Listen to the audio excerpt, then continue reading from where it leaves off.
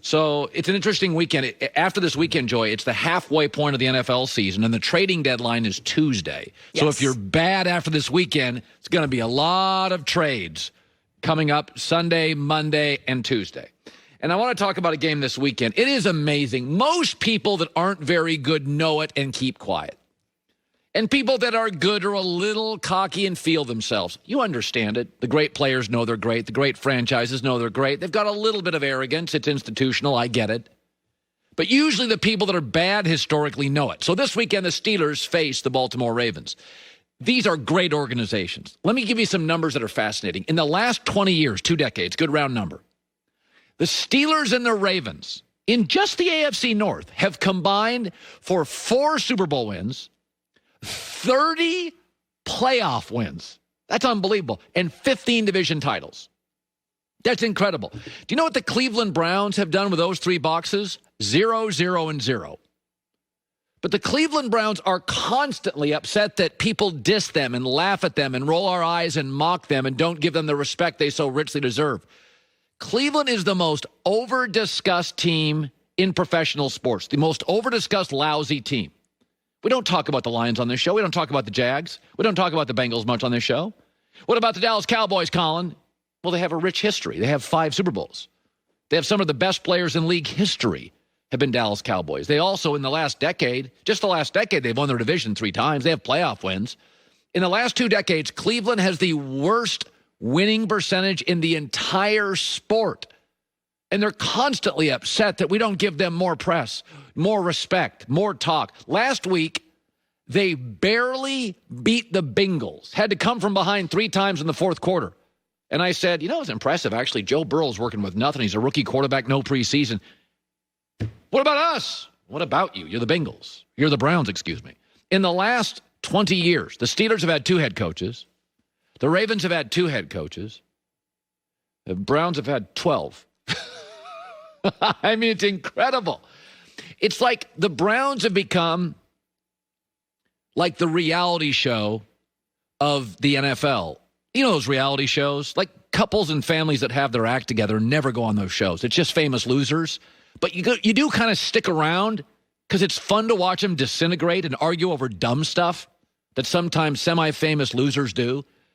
And it's amazing with Cleveland. This weekend, Baltimore is going to play Pittsburgh. And it's just going to be Super Bowl relevance. They're both in the Super Bowl bubble. It's going to be legendary Hall of Fame coaches. It's going to be great quarterback play. It's going to be historic fan bases. It's going to be Pro Bowlers on both sides. And yet, Monday, when the Browns, probably beat the Raiders, they will wonder why we roll our eyes at it. Because 2 weeks ago you played the Steelers and got housed, and 6-7 weeks ago you played the Ravens and got housed. I always wonder, I know Brown fans think of the Steelers and the Ravens often. Do the Steelers and Ravens, do they ever just look at the Cleveland Browns and just laugh? They have to. They'd have to just laugh at the Cleveland Browns. Because the Cleveland Browns are rare. They're pathetic, and they have a swagger. They're awful, and they put their chest out. And I've got to be honest with you, it's kind of fascinating. I mean, the Lions are bad and know it. Jags are bad, rebuilding, know it. Cincinnati's bad, rebuilding, they're not cocky. Cleveland's, the Chicago Cubs were losers, but they were lovable. The Browns are obnoxious, righteous, cocky, and historically the biggest joke in the league.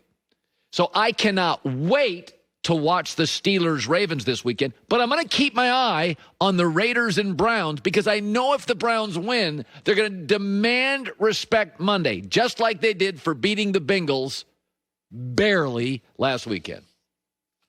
So, we've said before, there are good losses and bad wins.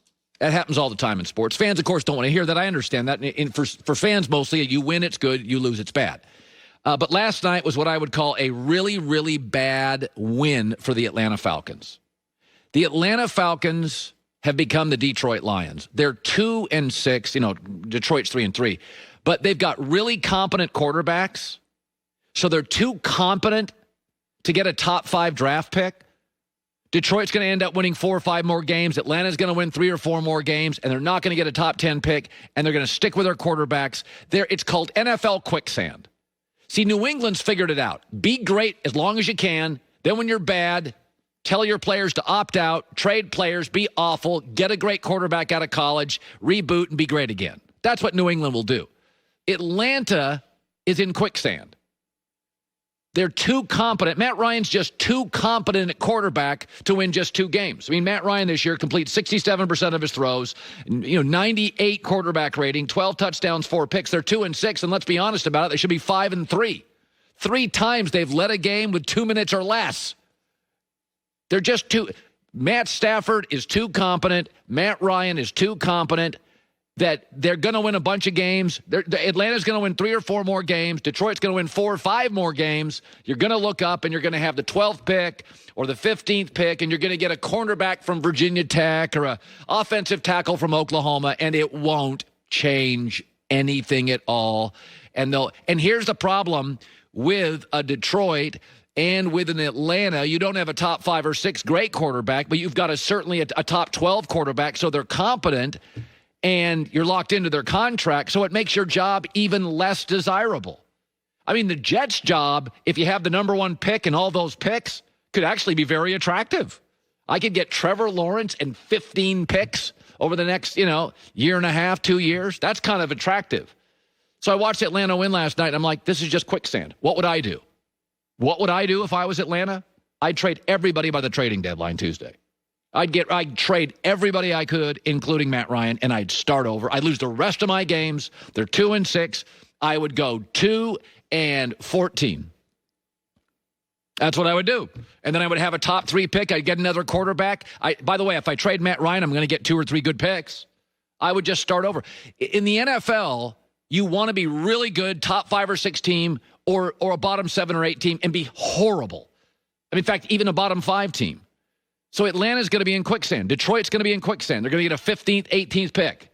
And by the way, Matt Ryan and Matt Stafford are both still good enough to win a bunch of games in the NFL. They just need, the right spot. You put Matt Ryan in Indianapolis with the Colts, or you put Matt Stafford in Indianapolis with the Colts and that front office and that coach and that offensive line. Those are playoff teams. But I'm watching Atlanta last night, and I'm like, this is a terrible win. You're in quicksand. You're just too darn good at quarterback to not win 5 games. That means you don't get the quarterbacks. That means you're not going to get Trey Lance, Justin Fields, or Trevor Lawrence. I would sell everything. Everything must go. Liquidation sale.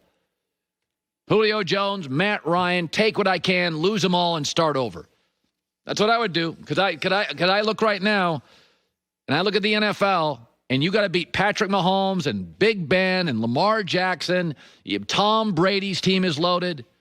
I mean, you look around the NFL, who do you have to be? Aaron Rodgers, Russell Wilson, Garoppolo and Kyle Shanahan, McVay and Goff. That's what you got to beat to win a Super Bowl right now.